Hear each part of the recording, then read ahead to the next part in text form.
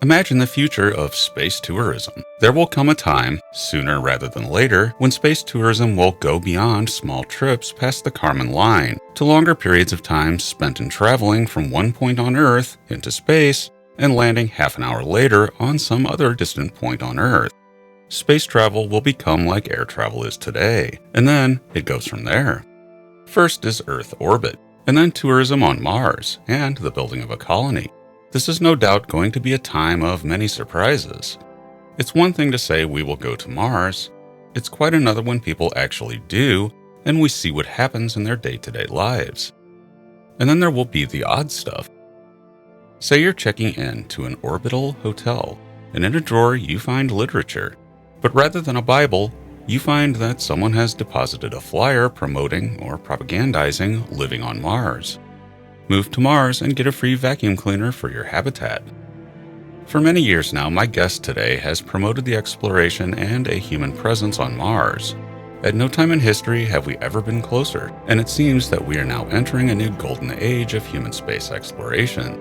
Onward to Mars. You have fallen into Event Horizon with John Michael Godier.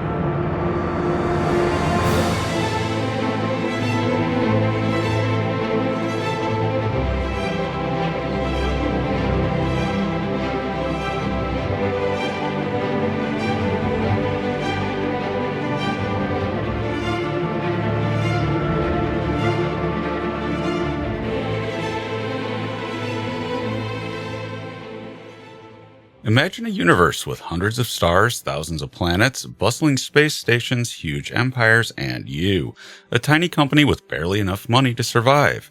What would you do? Thanks to today's sponsor, you can do more than imagine it. You can play it. Prosperous Universe is a space trading simulation played entirely through a highly customizable user interface, which allows you to manage a company from your web browser on any desktop computer. Indeed. I'm the CEO of my own spacefaring company, Anna, on a quest to explore the galaxy and maximize profits. According to my records, John, you're not currently profitable. What?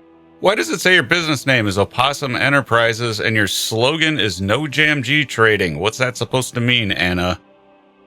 I almost forgot my favourite part, John. The goal of myself and the opossum, of course, after complete dominance, is banning all trades to and from your company.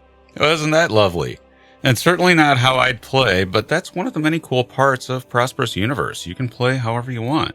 Also, I have to say that its emphasis on realism and everything from the economy to space travel is pretty impressive. You can either run your spacefaring business into the ground, like John, or play how I do, by completely crushing your competition into dust. Isn't that lovely? Come join Prosperous Universe by clicking the link in the description below. The game will never be pay to win, and free users can enjoy the game for an unlimited time. Prosperous Universe is the space economy simulator. In today's episode, John is joined by the founder of the Mars Society, Dr. Robert Zubrin. Dr. Zubrin is an aerospace engineer and inventor, and he's the author of The Case for Mars, Merchants of Despair, and science fiction novel First Landing. Dr. Zubrin has also recently authored The Case for Space, How the Revolution in Spaceflight Opens Up a Future of Limitless Possibility. Dr. Robert Zubrin, welcome back to the program. Thanks for inviting me. Now, Doctor, we have Billionaires in Space. We now actually have space tourism. It's here. And this may or may not usher in a flood of space tourism. Do you think, as part of what's going to be the growing space economy, do you think that this has legs? Do you think there's going to be a lot of people for years wanting to go into low Earth orbit to get married and do all these things? Or do you think this is just going to be a sort of fad until we can actually industrialize and colonize space? Well, I think there'll be some of this, but I don't think it's going to be big until we start using space for intercontinental transport.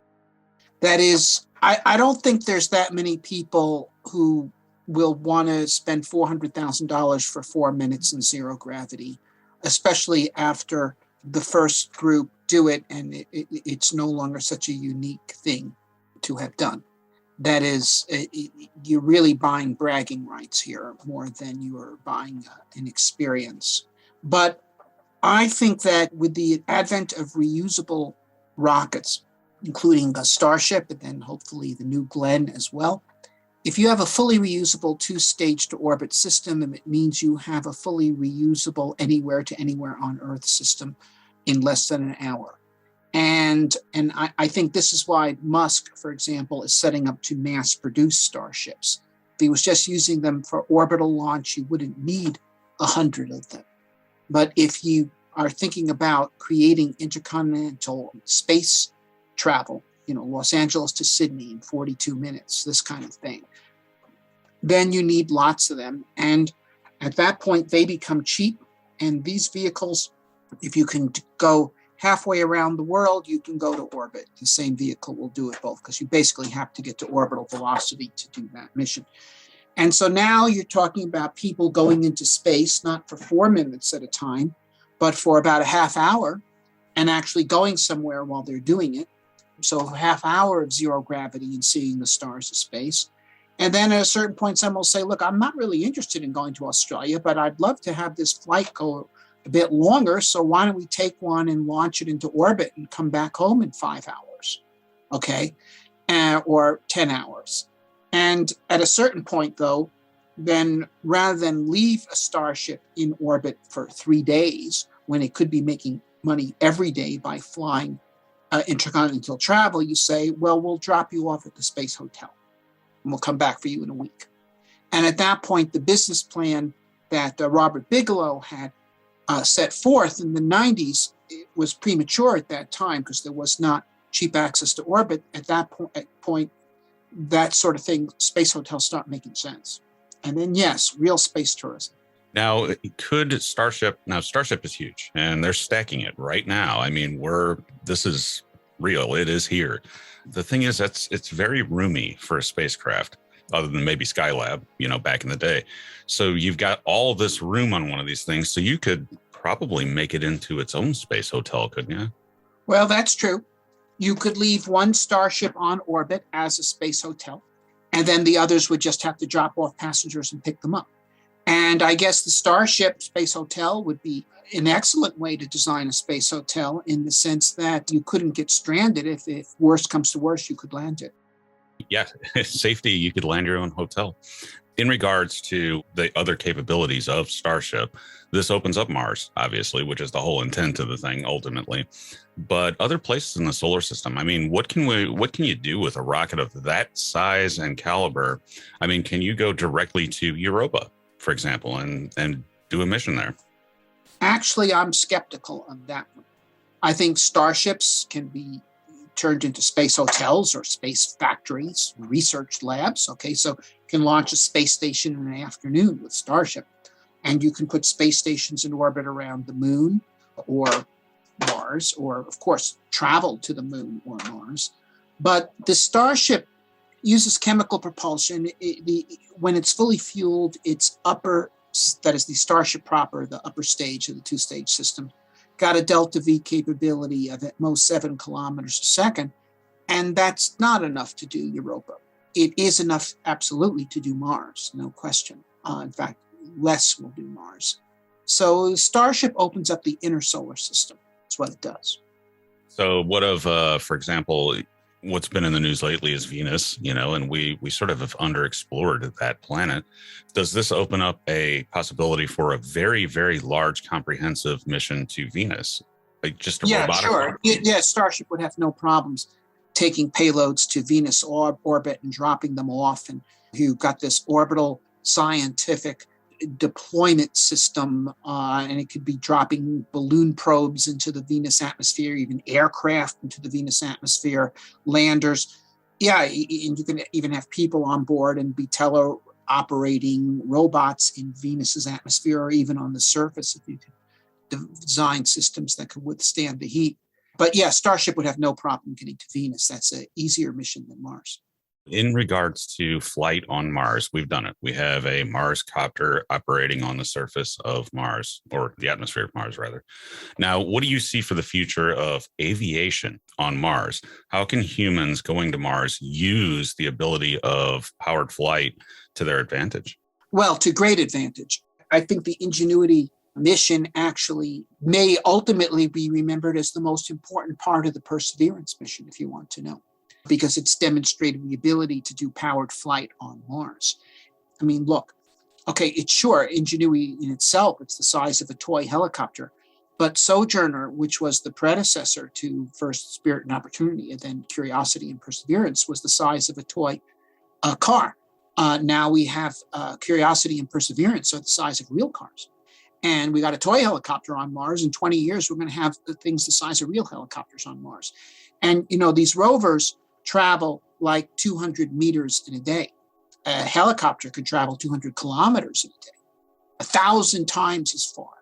So both in terms of robotic exploration, where by mid-decade, we may be flying helicopters that weigh, say, 100 kilograms. So flying vehicles comparable in scientific capability to Spirit and Opportunity, but able to travel 1,000 times as far and as fast and go into canyons and out of canyons and not be stopped by boulder fields or canyons and things, and unlimited travel. But even ultimately, we'll have helicopters on Mars that people can fly around in. Firstly, the idea of just having a camera on a helicopter is exciting because when you pick a spot to land on Mars, you have to pick as smooth the spot as you can and as boring of a spot as you can. You can't just throw a rover into a giant canyon on Mars. But Mars also has the largest canyon in the solar system, Valles Marineris. And wouldn't it be amazing to be able to see it from a bird's eye view from a copter? So I think that as this technology is developed, we could have some of the most amazing images ever taken off Earth come from this sort of thing on Mars, because we haven't seen the best stuff yet. Absolutely. And in fact, if you were to fly up and down the sides of the Valles Marineris, you could image the stratigraphy from the side, which you can't do from orbit, and you certainly can't do with a ground rover. And you could maybe lower a rover off the side and lower it down on a cable, but it'd be stuck in one place. Whereas this can examine all this stuff from the side. It's extremely powerful research tool. Even if we're sticking with these smaller photo reconnaissance helicopters, for example, they would be a tremendous aid to human explorers in a way that ground rovers simply cannot be.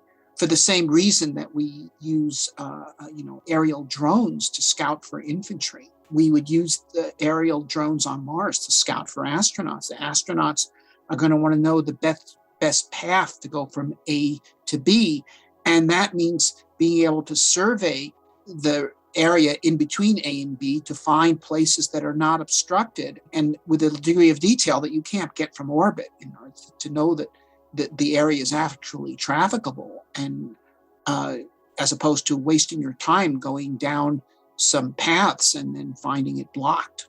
Yeah. So the first value to human explorers, say they're on Starship and landing according to Musk's program, this is going to be probably one of the most important tools that they have for attempting colonization of Mars. Well, sure, they could use it to identify good landing sites, although to a fair extent, we can actually do that from orbit with like Mars Reconnaissance Orbiter. Sure, they would be able to examine landing sites in much greater detail even than Mars Reconnaissance Orbiter with its massive telescope can do. Now, carrying humans, what is the upper limit because of Mars's rarefied atmosphere? Is there an upper limit on what we can actually use these copters for on a large scale?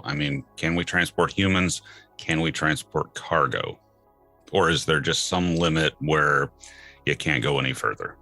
Well, here's the thing. This helicopter weighs 2 kilograms, I believe. So if it was 200 kilograms, if that was its capacity, it could carry a person. That would be 10 times as much lift required, which would mean that the blades of the helicopter would have to be 3 times the diameter, which doesn't seem impossible. I think it might be advantageous to think of additional kinds of aerial vehicles. That is, for instance, tilt rotor aircraft, so that once it's in the air, it can use wings, which are more efficient than helicopter flight, which is why almost all long distance aircraft on Earth are airplanes, not helicopters. But if you had the vertical takeoff capability, you could also use ducted rockets, which are, well, you could use rockets, but the rocket could be made more efficient in the thin atmosphere like Mars by having a duct that allows it to entrain some of the air. It's sort of like a cross between a rocket and a jet. Jets are much more fuel efficient than rockets. While we can't get oxidizer for the rocket out of Mars's atmosphere, we can get mass.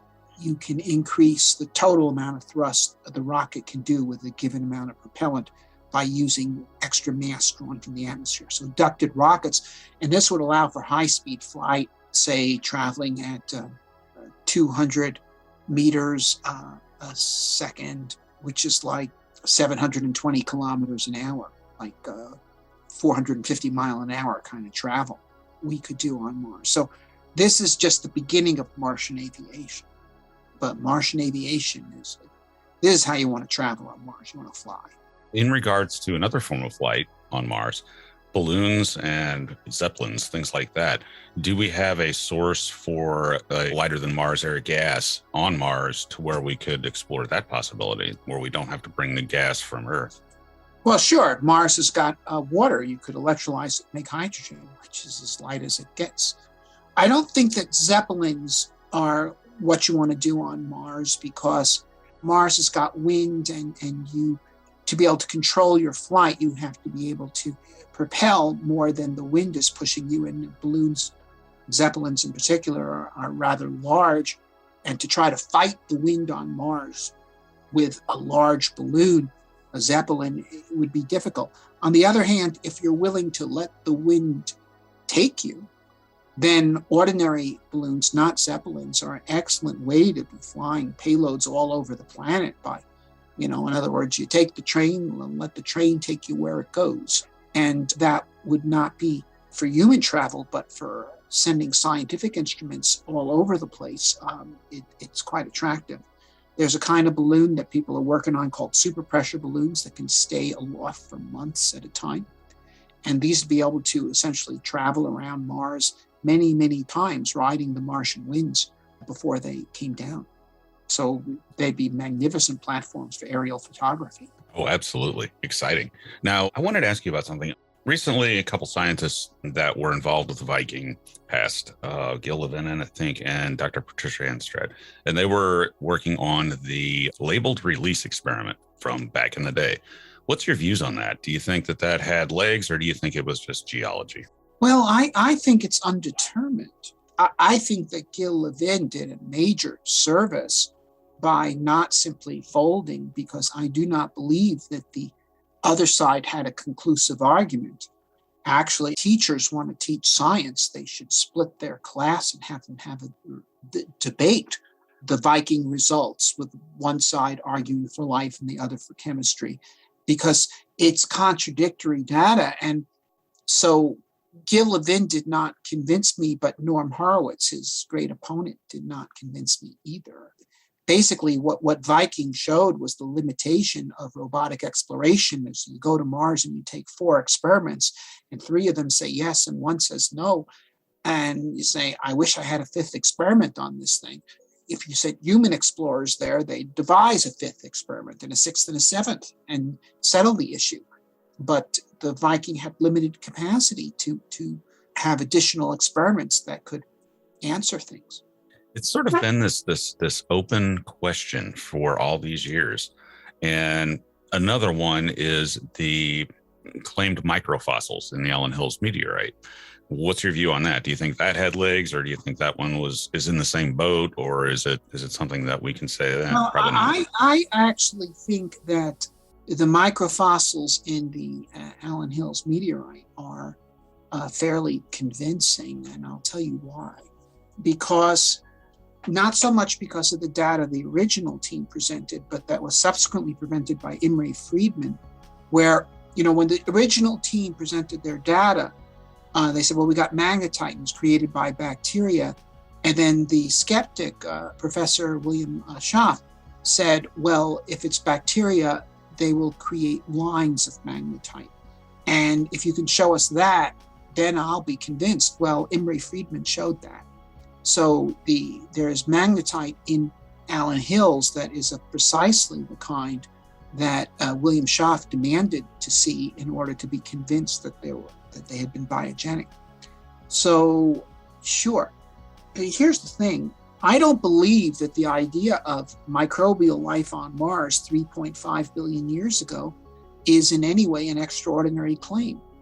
I think the claim that there wasn't microbial life on Mars 3 billion years ago is an extraordinary claim, because we know there was plenty of microbial life on Earth at that time, and there was natural transfer of material between Earth and Mars due to meteoritic impacts happening. Well, it's still happening today, but it was happening a lot more then because there were a lot more asteroids and meteors flying around in the early solar system because they hadn't crashed yet. So I think the chances that there had been microbial life on Mars in the distant past is extremely probable, and if from no other source than the Earth. Of course, the Earth could have gotten its from Mars as well. I mean, the one fact we know in this discussion is that life appears on Earth virtually as soon as it can. I mean, literally, we have definite fossils on Earth going back 3.5 billion years, and we have biomarkers that are probably fossils or representative of organisms, put that way, going back 3.7 billion years, which is right to the end of the heavy bombardment.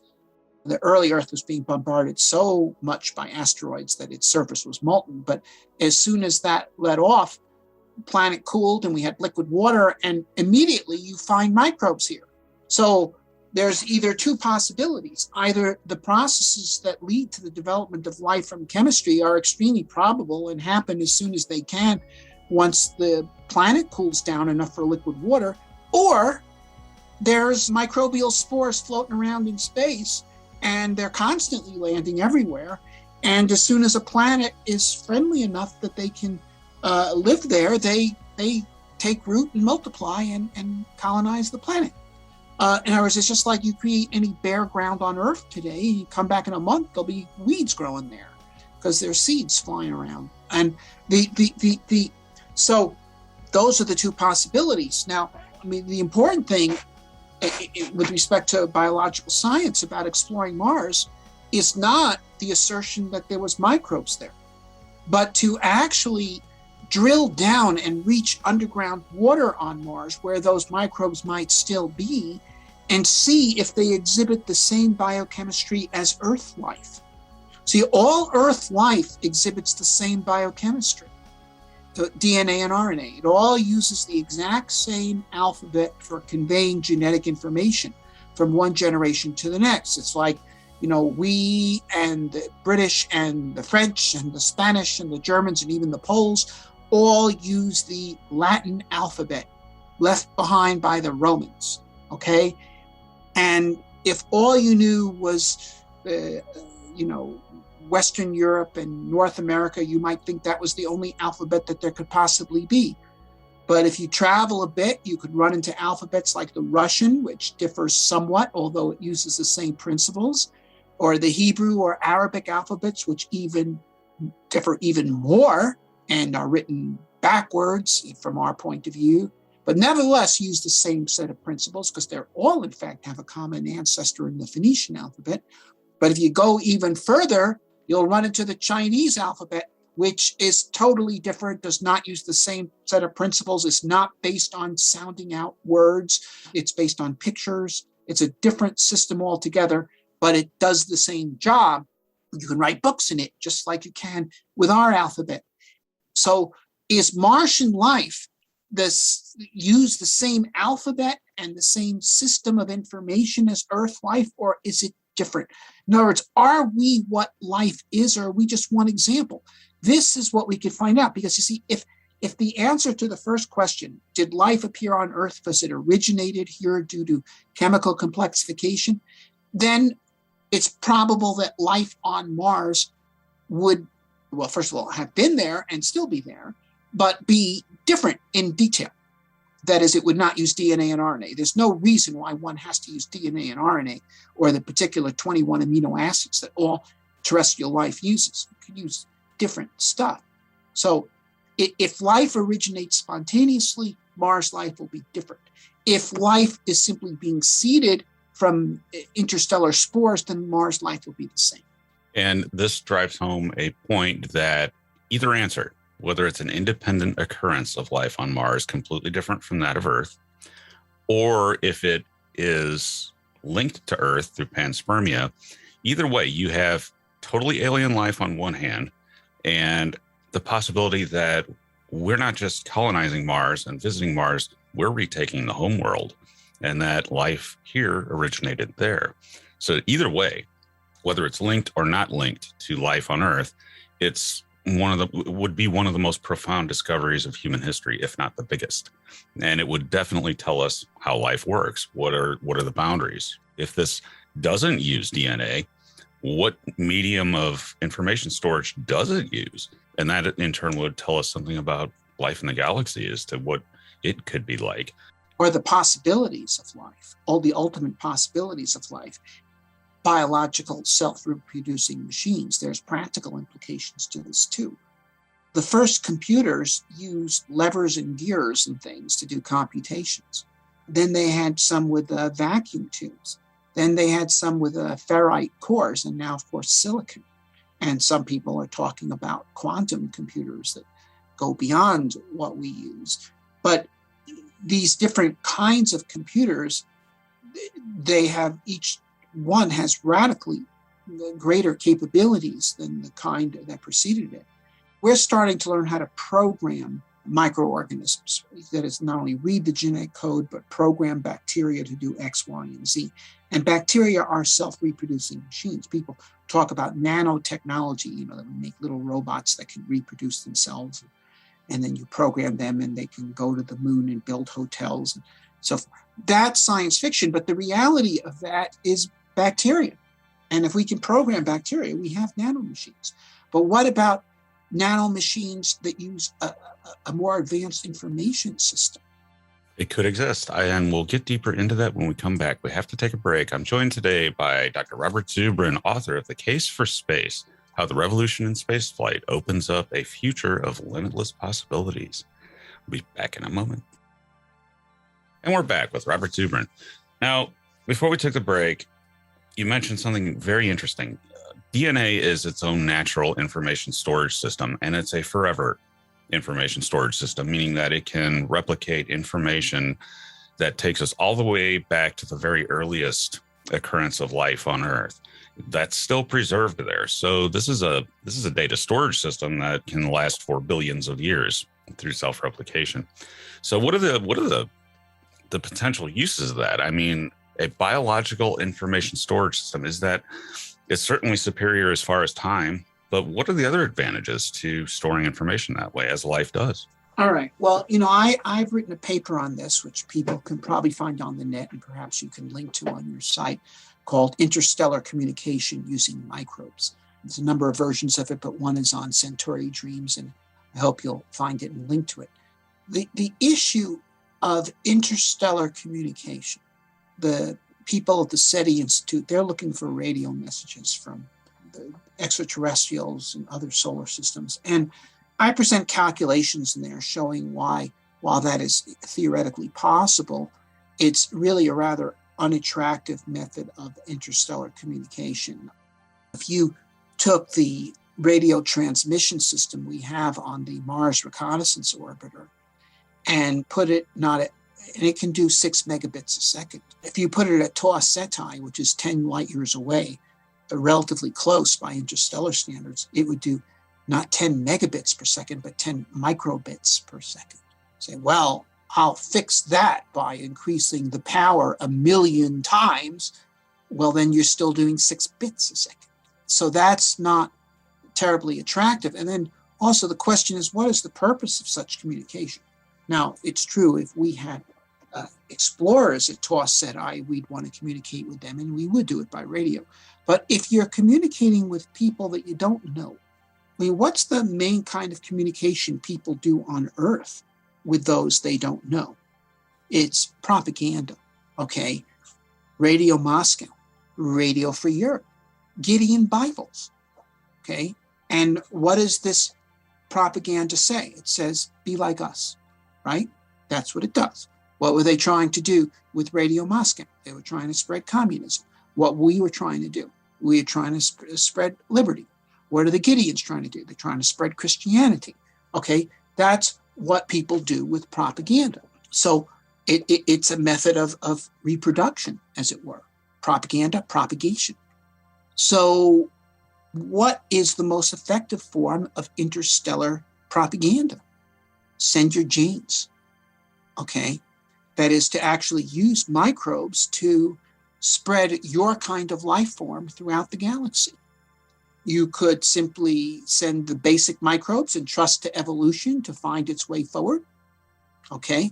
That could be how it's done, or maybe even you program into the genes of the bacteria that you've sent advice on future evolution. Hey, here's some good ideas. Try chlorophyll, okay? Try backbones. Try central nervous systems. In other words, this could be in there. A few years ago, some scientists took some chick embryos and they stimulated them in certain ways, and the chicks were born with teeth.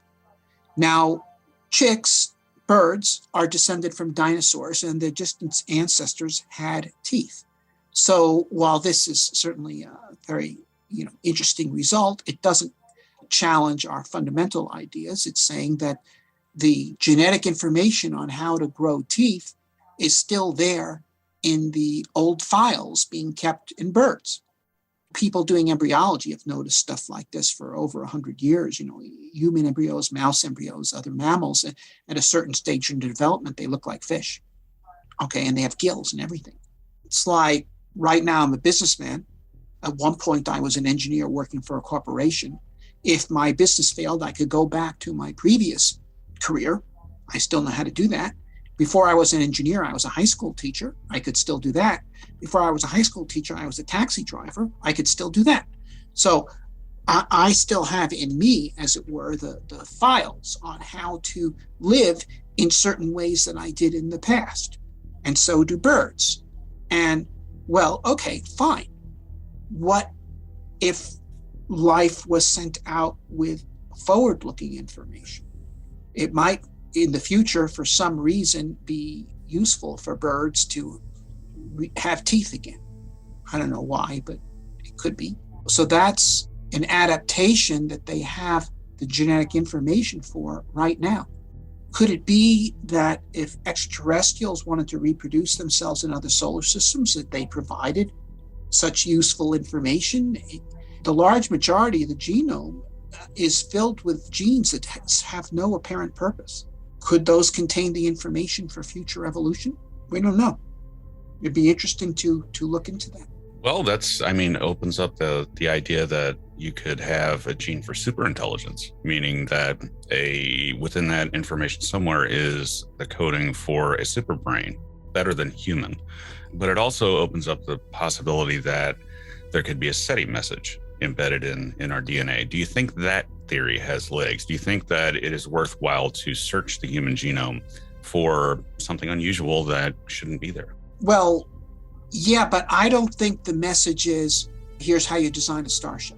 I think, look, we know that mice have fish genes, and that doesn't surprise us because mice are descended from fish. But what if we examined the genome of fish and found the genes for mice? Okay, yeah.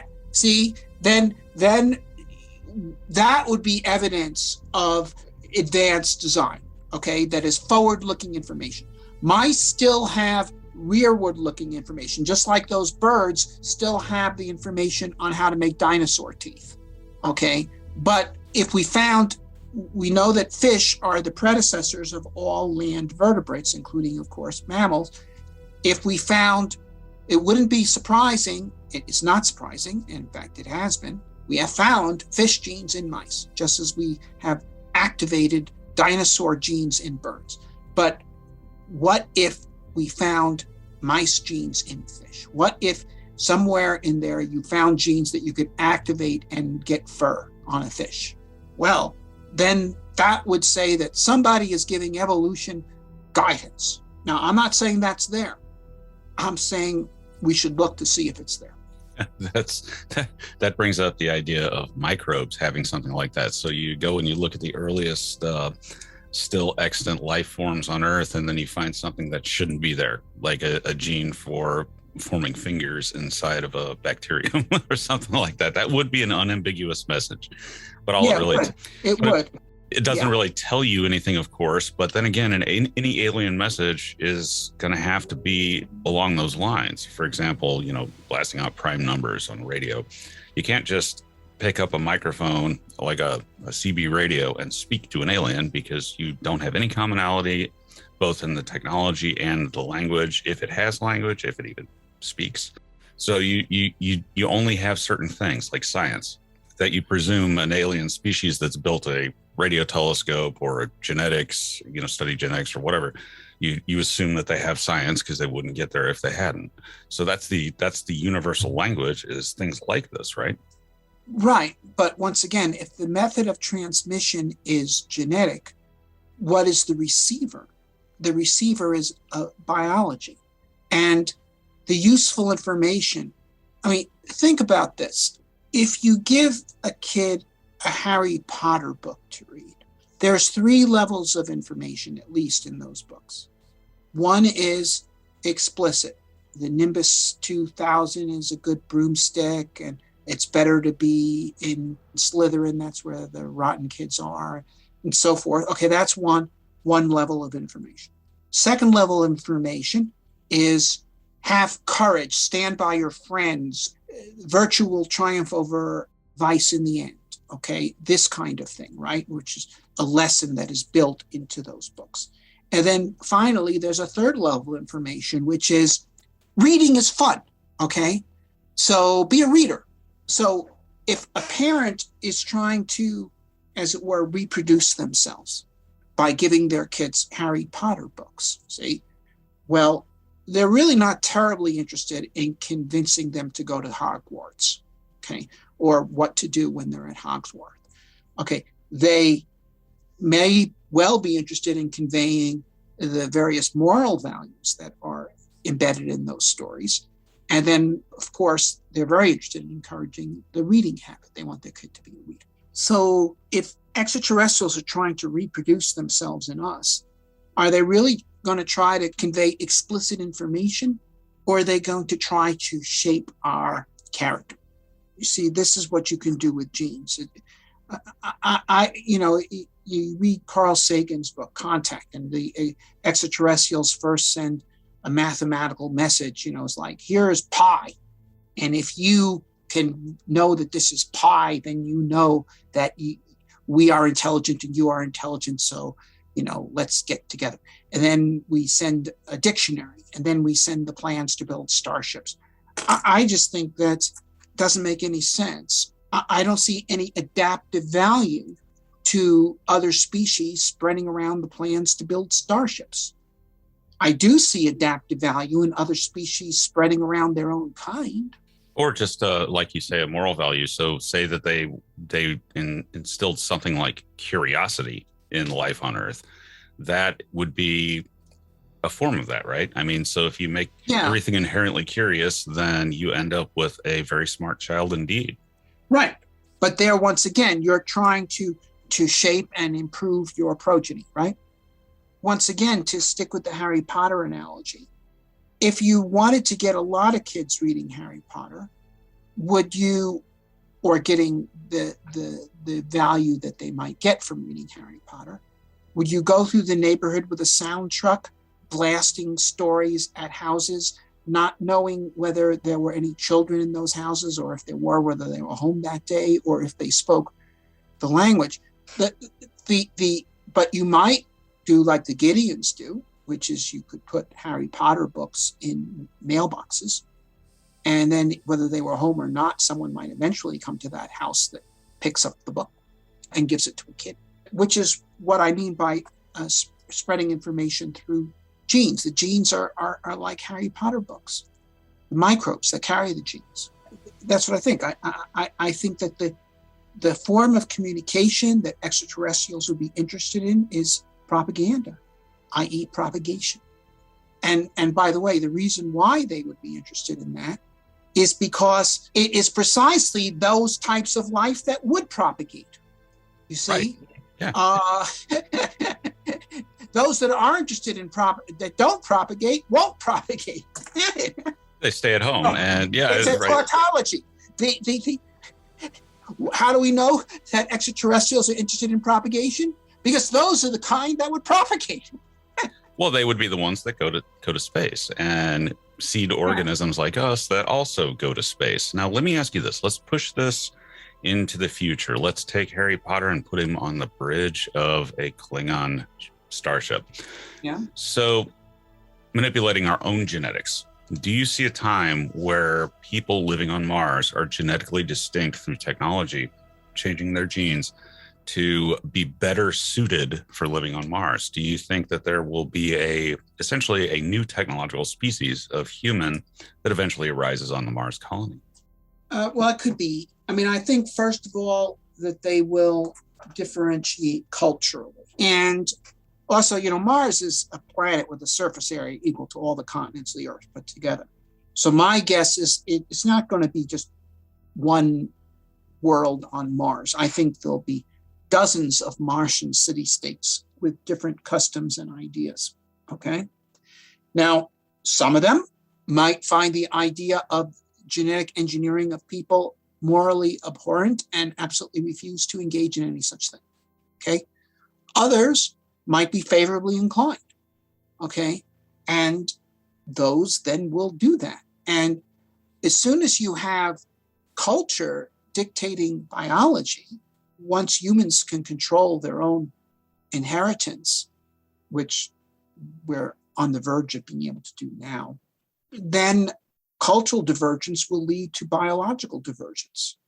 I mean, certainly if people live on Mars for a long enough period of time, even without culture driving such a process, you'll have natural evolution. I mean, certain body forms will be more favorable to survive on Mars, and those people will have more descendants and will become predominant. That's how evolution occurs naturally on Earth.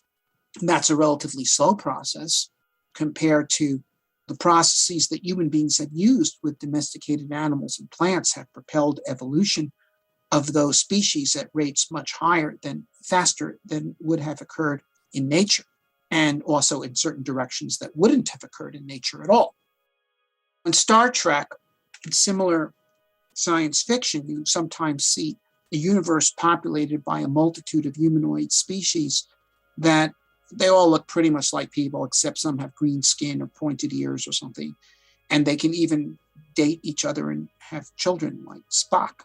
Now, that I think is almost impossible to happen by natural evolution. That if there were Vulcans who originated on Vulcan and evolved in their own way, and that they would not be so close to humans in their form that they could have children together with us and all that kind of thing. But if it were humans who spread out into the galaxy, and then on some planets it became fashionable to have pointed ears, and so they genetically arranged it, then you could have people on another planet somewhere that had pointed ears and maybe even green skin or whatever, but they would be fundamentally human and probably could have children together with terrestrials who still look like us. So I think it's possible that humanity could diversify into forms as diverse as what we see in popular science fiction of all these different humanoids, Romulans, Klingons, Vulcans, so forth, Ewoks, whatever. I also think it's possible that if there are aliens, they may have a general body plan comparable to ours, because it's a pretty practical plan: 2 legs, 2 arms, eyes in the front, so forth. But they would not be genetically compatible with us. They would simply look somewhat like us. Now that brings up convergent evolution. So you look in the ocean and you see vastly different life forms, say sharks and dolphins, that are shaped the same way. Similarly, because of utility, it works. Right. So that opens up the idea of a bioform of something sort of human, that maybe has legs and opposable thumbs and things because they're useful. But there may be weird differences too, like it may have 6 legs. Most that seems to be something nature favors here on Earth, is 6 legs over 4 or 2, at least in the insect world. Well, in the insect world, yeah. Although the insect plan has limits in terms, not the 6-legged part. I don't see any reason why you couldn't have 6-legged creatures with skeletons, vertebrates. In principle, why you couldn't have it. But the insects which don't have skeletons, they have exoskeletons, and they don't have lungs, they have breathing tubes and so forth. There are limits to the size of such an organism. So there are certain things that can converge. Yeah, fish and, kind of dinosaurs that looked a bit like dolphins or fish, ichthyosaurs, and then, of course, actual dolphins. They all have the same general plan because it works very well for swimming in the ocean. For flight, okay, insects can fly. There were flying reptiles. There are, of course, birds, and there are bats. Now, the best flyers are the birds, but certain principles they all have in common. So there are certain resemblance of pterosaurs and bats, and even butterflies to birds, which are basically have to do with the engineering of flight. Now, I wanted to shift gears. Last question for you. But before I get there, I wanted to ask you on an update on the Mars Society. What do you guys got going on? I hear you have a conference coming, and how can people see that? Yeah, the Mars Society is having its next international convention, October 14th through 17th. It's going to be virtual. Now, we actually had probably the first true virtual convention of any organization last year in the fall. And it wasn't just a collection of Zoom talks. People could participate. They could ask questions. They could even talk to each other. And it was spectacularly successful. Over 1 million people have seen the talks. Over 10,000 people were registered at the convention so that they could talk to each other and to the speakers. I interviewed Elon Musk at that conference. So we're having another such conference, and it's free, although we hope people will give donations, but we're not requiring it. It's free. If you want to attend, you can. And in fact, the call for papers is still open. It's open till the end of August. If people have something they want to talk about, there's a form online, 300-word abstract, describe your talk, and you may be accepted to be among the presenters at the conference. Now, your most recent book, The Case for Space, like the case for Mars, and this sort of gets into what we're going to do with space, why we should do it. Now, I wanted to ask you about economies. We're going to need to build a space economy and make space viable commercially. What could be viable with Mars? I mean, what could a Martian do to sell something to Earth? What do you think the main basis of an economy there in a Mars colony is going to be? Inventions. I think that Mars will export intellectual property to Earth. In other words, the easiest thing to export across interplanetary distances is information that can be readily transmitted. The most valuable kind of information you can transfer is a patent that is bit for bit. And the Mars is going to be a society composed of technologically adept people in a frontier environment that's going to challenge them and demand they come up with new technologies, new ideas. And those technologies are going to be tremendously useful on Earth.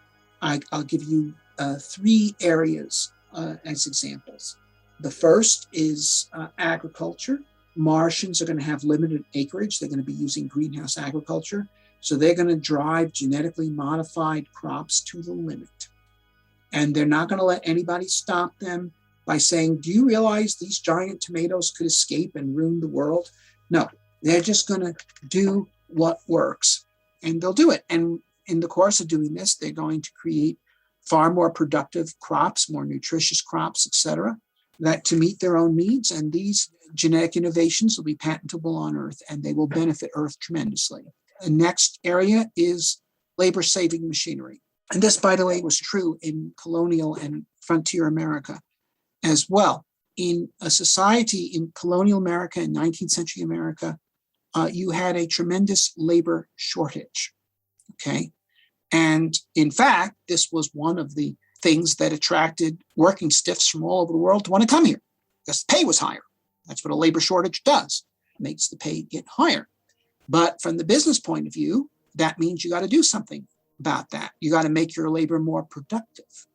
So we had this tremendous imperative in the United States to make labor more productive. And this included, things like mass education, and we had the highest literacy levels created among the population, but it also included labor-saving machinery. America became famous for labor-saving machinery. Now, the Martians are going to want to maximize their human potential. Yes, both through education and through elimination of red tape that keeps people from exercising their potential, but also through actual labor-saving machinery, automation, robotics, artificial intelligence. All these areas are going to be necessary on Mars and profoundly beneficial to Earth once they are transferred. Okay, just like Americans figured out how to make automobiles cheap, and now most people in the world, or at least in the United States, Europe, Japan, and similar developed countries, can have cars and so forth. So labor-saving machinery is the key to multiplying the productivity of labor and therefore raising living standards, because it is the productivity of labor that determines living standards. The average amount that can be consumed per capita equals the average amount that is produced per capita. So higher productivity, higher living standards. Okay. Third, energy. Okay. On Earth, there's lots of ways to make electricity. You can do it with fossil fuels. You can do it with waterfalls, solar energy, windmills, nuclear fission. Okay, a lot of things like that. And of course, the most popular, not in terms of popularity in newspapers, but in terms of what people actually use, is fossil fuels. Well, there are no fossil fuels on Mars. One could synthesize fossil fuels, but it would take energy to make them. The air is too thin to get much wind power. The solar energy is only 40% as strong as the Earth. Nuclear fission is possible, but actually to produce uranium fuel requires a global division of labor, a very large industrial base. That's not going to exist on Mars for some time. So what does that leave? Well, fusion. Now, there are some people interested in developing fusion power on Earth, but the problem is not being approached with any degree of urgency because we have all these other methods of producing electricity. And when you get down to it, a kilowatt's a kilowatt.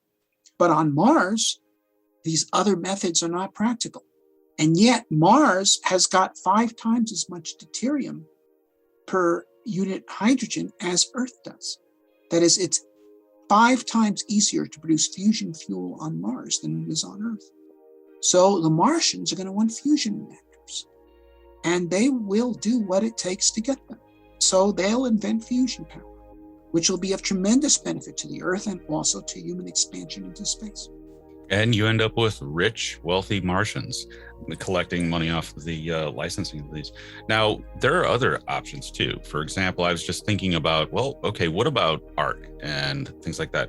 The first science fiction book written on Mars, no matter the quality, automatically has something going for it. It was written on another planet. So you're going to have people come up with all kinds of peripheral ways to distribute intellectual property from Mars to Earth. So we haven't even thought of everything you can do yet, right?